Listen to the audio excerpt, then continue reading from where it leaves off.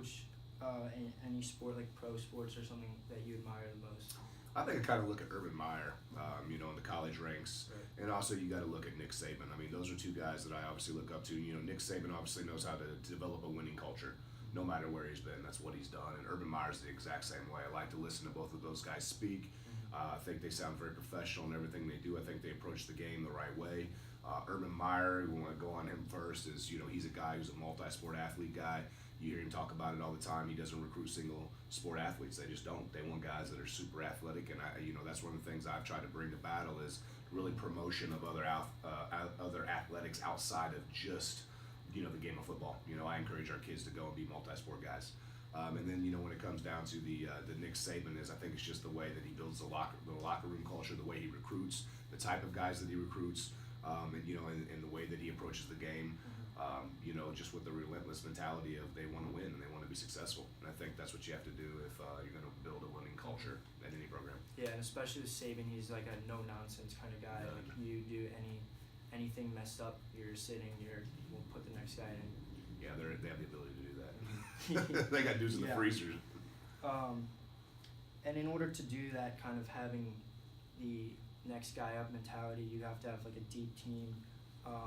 So how would you, because you're the strength and conditioning coach as well, so how does that factor into your job as football coach? It's one of those things where you got to hold kids accountable in the weight room, and it all starts in the weight room. That's what we set the foundation here early on was, you've got to take the weight room seriously because it's going to make sure that you're going to be healthy enough to be able to play on Friday nights. So something that we've done that a lot of people don't believe in is we lift heavy on game days.